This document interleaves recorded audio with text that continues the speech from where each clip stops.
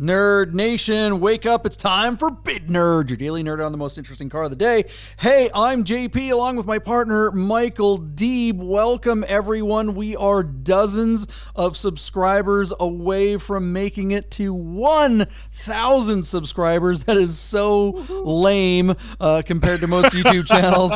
But whatever. It's a big deal for us. We're excited about it. Help us out. We're a new channel. Hit the subscribe, like, and notification button if you're new to the channel and you're like, what the hell do these guys do? We find the most interesting car of the day from all the auction sites like P-Car Market, Bring a Trailer, Cars and Bids, and more. We talk about that car. We have a conversation about all the specific things about that car that make it interesting, and then we predict what's going to happen with that car's auction, and we reconcile that prediction at the end of the show using our time machine that I have right here under my desk. It keeps my butt warm. Michael Deeb in San Francisco, have we got a name for your studio yet? Nope. Nerdhead needs to help us out with that, guys. Yeah. At 1,000 subscribers, we will pick one from, or we'll have the Nerdhead vote on the top 2 or 3 submissions that we get. We'll see. It'll be fun. Yeah. If you play along with us, it's like The Price is Right? We make a prediction on the car, and then you plug in your bid down below. If you get a Yahtzee, that's what we call getting it exactly right, we will send you your very own Bid Nerds hat with your name on it. We will put your name on the darn thing. Flato Brimo. Flato Brimo. That is correct. Brimo. We've got some truckers coming out, too, that are going to be pretty cool. Shout out to our good friends at God and Classic, God and Porsche of Las Vegas. They sponsor the show, so we love those guys. And even if they didn't sponsor the show, we love those guys anyway. Look, I'm wearing their shirt. They really know their stuff when it comes to classic Porsches. So there it is. Michael Deeb. Yeah, they're so smart. They hired and fired us. Yeah, that's right. And you work for some. Well, hey, great. Maybe Haggerty should fire you so they can sponsor us. Absolutely. I'll take that for the team. I mean, let's go right now. Let's do it. All right. Michael Deeb is an auction specialist at Haggerty Marketplace. They do not sponsor the show. He is a representative of that company, but our opinions do not necessarily reflect that. Yeah, that of our employers or our sponsors, or anyone for that matter. All right, Michael Deeb, what is today's? A lot of times our opinions don't even reflect us. But they are revealing, aren't they? They God, are. we really don't know anything. God, we are bad at this. We've been doing it for a while, and we just haven't gotten any better. We're not learning anything. I mean, the trouble is we don't know when we're wrong, so naivety is bliss. We just keep marching on down the path. Like there's probably a fact that we keep professing as truth that is incorrect on every model car out there, and nobody's ever corrected us, so we don't know that we're wrong. Perfect. We wouldn't listen anyway. We keep doing the same thing over. What's it called? Like insanity. It's insanity. Doing the same thing over and expecting different results. Nobody watches this show. We keep doing the same thing. Still nobody watches this show. Like 2 guys, and one of them's on the other side of the planet. So I don't know. We love you guys. Love the nerd herd out there. All right, what's the most interesting car of the day, Michael Deeb? JP, it's really cool because last week you may remember on a Wednesday there was a 1997 Porsche in light yellow on Bring a Trailer. It had reasonable miles, and it had a slight accident on the front end of the car. And you said, without a doubt, the light yellow color is what held that back. That car we thought would sell in the 80s, and that car failed to sell at like $69,000. So with that car in mind, and the nerd herd will remember it because it was just last week, I present to you, JP, for your consideration, this 1995 Porsche 911 Carrera Coupe, offered out of San Diego, California, with 55,000 miles, about 20,000 miles less than the yellow car. Looks to be in really nice condition, a basic C2 with minor front-end damage from 2018. So, JP, here's the exact same car, and I'm using this car to give you an opportunity to prove that it was the color that held it back and not the front-end damage. Because in my mind, the reserve that was set for this car should be exactly the same as the reserve that was set for the yellow car, and the yellow car failed to sell at essentially $70,000. So let's see if this car could bring more than 70 grand. Now, what's the like here? I'll let my partner go a little deeper into the differences between 95s and 97s because there are a couple of significant differences. And as such, because of the variable valve timing and the ram that my partner will explain a little bit more elaborately than I just did, the 97 does make a little more horsepower than these cars. But JP, correct me if I'm wrong. You have preached to me over the years since I've met you that if you were choosing apples to apples, a 95 versus a 96, 7, or 8, you probably just take the 95 because they're arguably more reliable, because there's less sensors and they're just simpler valve trains. And what you give away in the 10 horsepower, you make up for in less trips to see our good friend Tony Mazzagatti to have a warning light or a problem resolved with your car. And that long-term ownership, something you have done in one of these cars, and yours was a 95, would be a smoother relationship. And so there's a lot to like here besides the fact that it's polar silver with black and it's got the 17s and the basket handle and the things that I like. If you can't tell already, JP, I would love to own this car, and I bet you would too.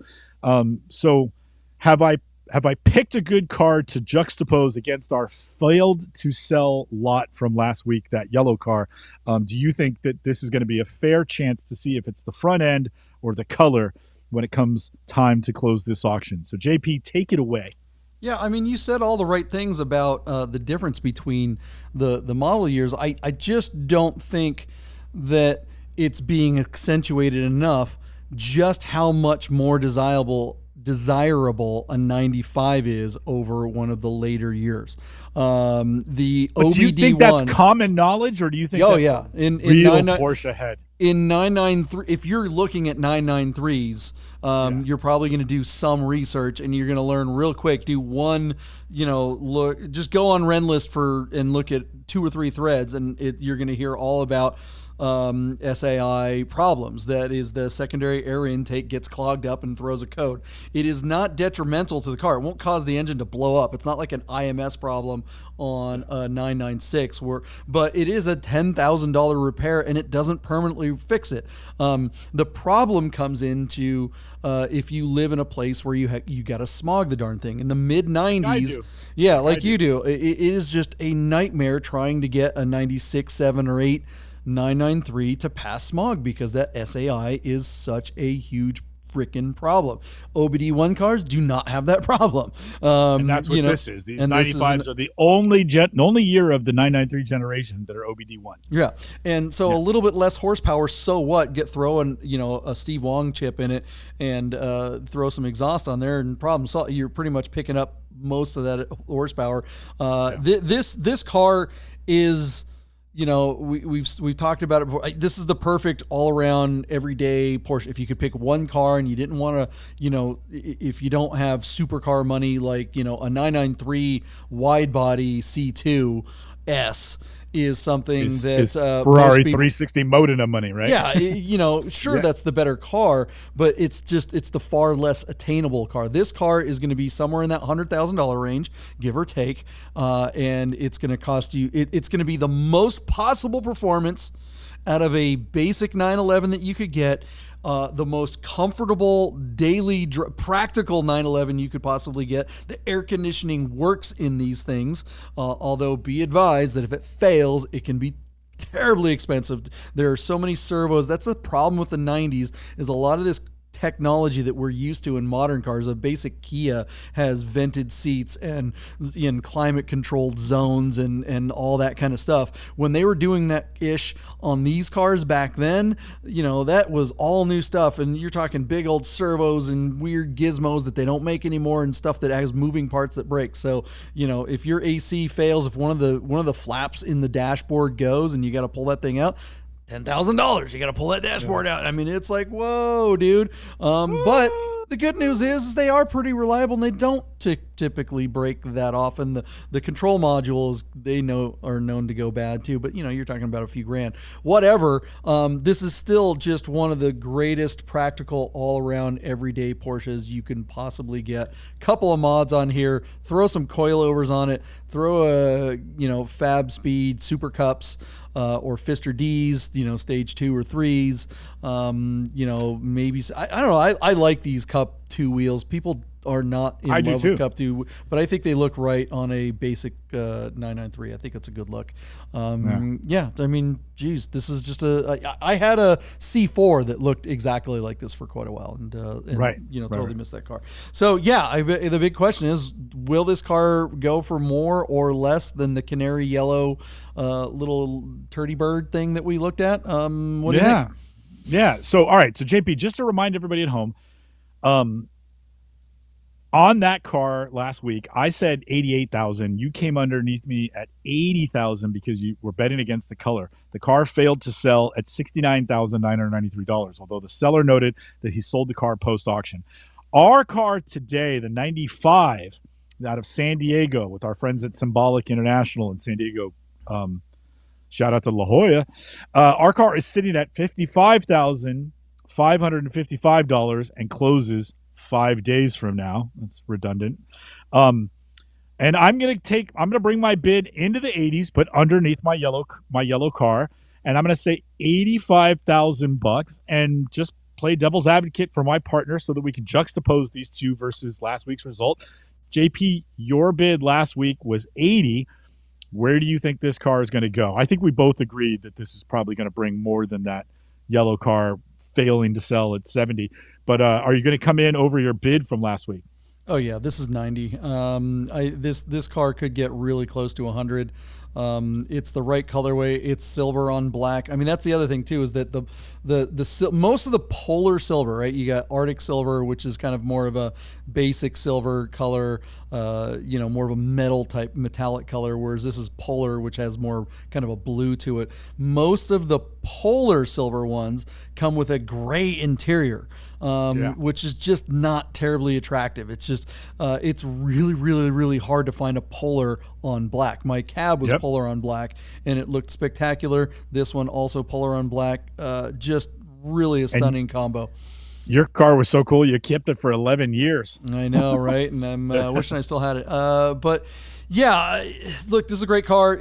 I stand by that bid. I think, the thing is, I think this car is just going to do way better than that 97 with the weird color and the potential SAI. I don't remember it being mentioned in that. The one caveat to my bid is that I haven't read this darn listing, so I don't know what kind of that accident on the front end of this car, how bad was it and what did it do? Minor. If it was genuinely minor, which I assume it was, it's not going to be a big issue.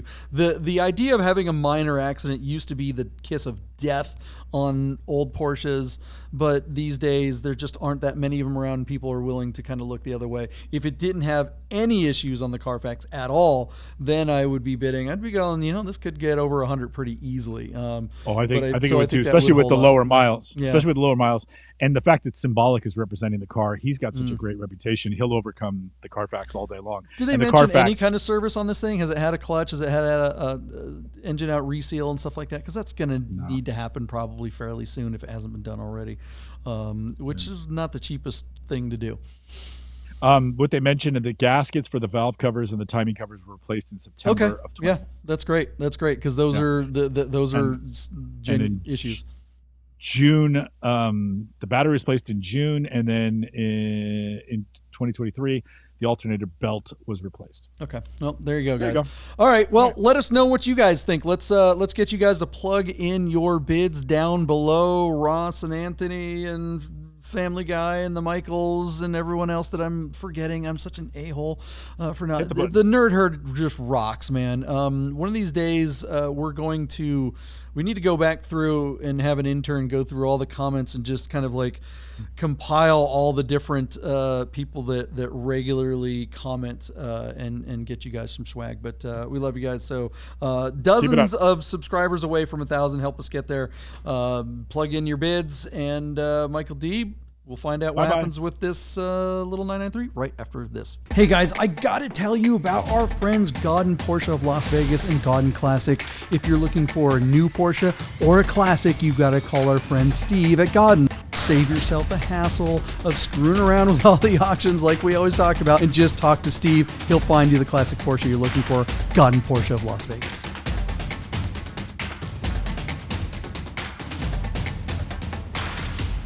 Hey guys, welcome to the future, and the future is what? I don't know. I said bright on the last episode, and that was kind of dumb, which makes sense given that not so bright over here. Hey, you have stuck around watching the second half of a Bid Nerds episode, and that means that we love you, man. We the nerd herd out there is rocking it. We are probably 20 or 30 subscribers away from getting to our first 1,000 subscribers. We have clawed, scratched, and worked so hard for, and that just means we really, really appreciate you guys. The nerd herd is rocking it. We are going to probably start doing live episodes here, maybe on the next batch, because we are that close to 1,000. We might just start doing it, even if we don't quite get there. That is going on. I think Sunday nights is what we're talking about there. I didn't mean to do that. Yeah. Is it still doing this thing? Stop. Jeez, this is Sunday night, right? Yeah, I think let's hit this one. Oh yeah, look at that. We got all kinds of stupid sound effects. I think the first one of the crickets is probably a preview of our first live show, right? First live show. It'll be like two people. It'll be Ross who will just it'll be the middle of the night for him, so it'll take some no-dos. It'll be the two people you have in the studio with you. It'll be like Mental and Rami or something, or Jason. Yeah, we'll have to get people in the studio when we do them live. That'll be fun. Sunday night live thing. All right, guys, you've stuck around this long. You've listened to us ramble. If you haven't hit the subscribe, like, or notification button by now, you're probably not gonna. But if you really haven't, come on, man. What are you waiting for? Just do it. Just do it now. All right, let's get to this. What happened with this 993? Oh, John, Can you smell that? Smells like a Yahtzee alert. All right. So what we're talking about here is the 1995 Porsche 911 out of San Diego, California. Polar silver. Tiny little bit of damage in its history. Who cares? 18-inch wheels, 55,000 miles. John, I picked this car because I wanted to own it. Polar silver with black. C2 993, and it's a .1, right? A 95 .1 with the single OB sensor, whatever you call those damn things. Yeah. OBD1. So this is a car I would seriously consider owning. And so I come in and I go, what did I say? I said something stupid because I didn't win. I said $85,000. I think that's because I wanted to buy it for that number. Like that's what I was going to offer the guy in my mind. John, you came in and said $90,000. Deeb, you don't understand the value of these things. These are the ones that people want. And I always get nervous when you bet the over. JP, you almost got a Yahtzee. Our car sold for $90,623. I don't know what the 623 is supposed to stand for. If that's a euphemism, it went right over my head. 34 bids, has got some action. JP, I'm not going to ask you if you're surprised. Jim, you nailed it. You predicted exactly what it went for.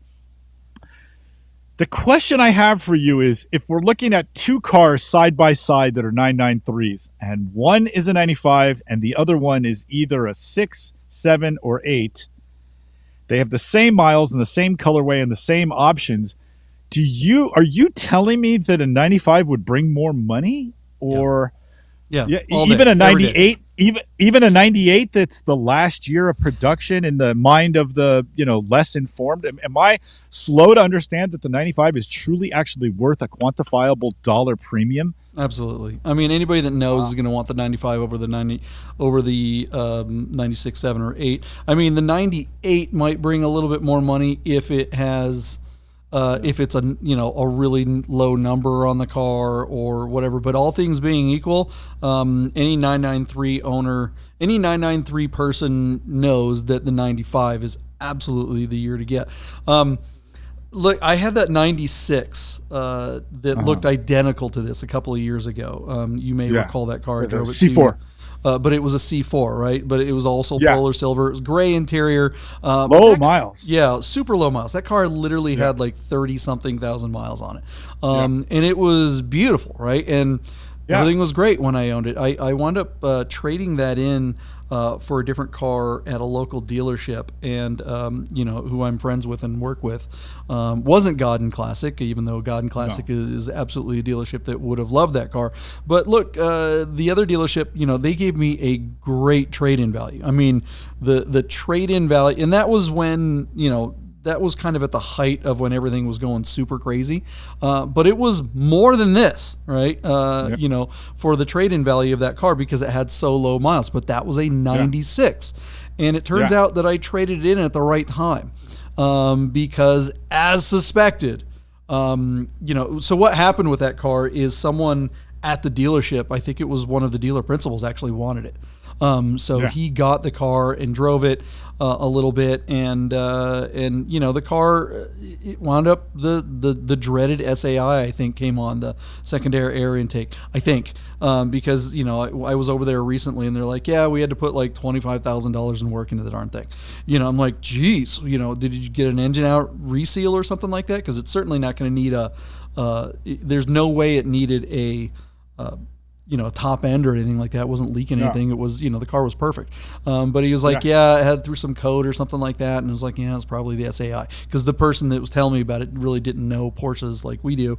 And that's the only thing I could think of is if it, you know, developed maybe a camshaft seal leak or something like that on the top of the engine. That's something that the engine has to come out in order to fix. It's not detrimental. It's not like an IMS bearing in a 996 that is going to mean the thing's going to blow up. It's just going to leak a little oil. But someone like that with a low mile car is probably going to want to get it done.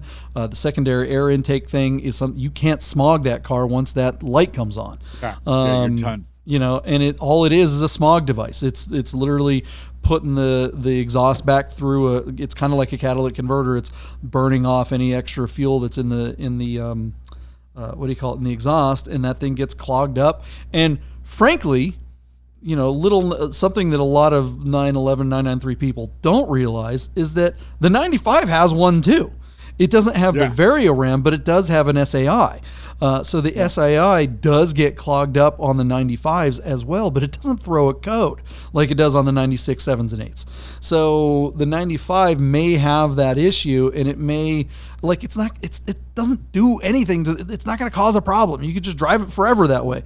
But if you live in a state where you've got to get emissions, you know, those mid 90s, late 90s German cars, in most cars for that matter, and even Japanese cars have some issues with that. That era of smog, you know, when everyone was getting into this stuff, it really, all those early computers, those first gen OBD2 computers, you know, it was early times for that technology, and it didn't work that great. So yeah, owning a 96 7 or 8 993 can really be a bear. This car right here is the one you want. C2. No secondary air intake, at least one with the sensors, and this car you just drive to the end of the time. This is if you can have one single Porsche and you don't want to break the bank. This is the one you get. And now they're, you know, if it were a 93 or 4 964 with the same spec, that would be a $130,000 car. So oddly enough, 993s are the best bang for the buck. How did that happen in air-cooled Porsche world? I mean, crazy. How is that possible? Yeah, well, I feel like you kind of just described why it is. If the 964s aren't dealing with this issue and they're trouble and maintenance free, they really are the, you know, the superior car from cost of ownership, not just a purchase price, right? Yeah, except that the 964s have their own litany of issues. You know, but I don't know. We're not going to get into 964 issues there. Yeah, but let's not you do know, that. this car right here, this 95 is definitely the best out of all. Yeah. I mean, just the most reliable, probably. You know, beautiful car. Yeah, beautiful car. If you had to if you wanted to get rid of your wide body M491 car for drivability, I think this would be the one, or something like it. Yeah, I agree. I really liked it, and I guess I'm not surprised by that result. I'm only surprised that number hit a 95, but when you frame it the way you did, I think it's a great take. The 95 is the it's always superior. been the sweet spot for 993 people. Yeah. The other thing to mention, you know, that we were talking about before the break too, is that just, you know, last week we talked about a canary yellow one that was basically the same car, and you know, it didn't bring as much as this car. No. You know, so, you know, color matters, but you know, polar silver isn't really, I mean, it's kind of like a ubiquitous color for these. Most of them are done in this color, but they're not like, it's not a color that's sought after. If this thing were some PTS color, or if it were like, you know, what is it, Mexico or Miami blue or something like that. Like our friend, my friend Kelly has a Mexico blue one. Could you imagine how much that car would go for? It would probably literally go for 50% more. It would probably be $150,000 car or more. I think Kelly's car is actually Riviera. It might be. Yeah, I can't remember off the top of my I think head, it's Riviera, and he's got the Speedline wheels. That Canary one, the Canary one we looked at last week, JP, was a '97, and it failed to sell at $70,000. Yeah, but that was also. But on Bring a Trailer, I mean, you would think it would bring more money than that. But interesting, very interesting. All right, well, that was fun. I'm glad we covered that car. There you go. A little lesson for the 993 fans out there. If there's something that I got wrong, let us know in the comments below. We're always down to learn something because we know that we're dumb. So thanks for sticking around and hanging around and watching a couple of dumb guys. Hit that subscribe button, like I said, if you haven't done it already. And we will see you guys tomorrow with another most interesting car of the day. Bye. Nerd! Get those nerds!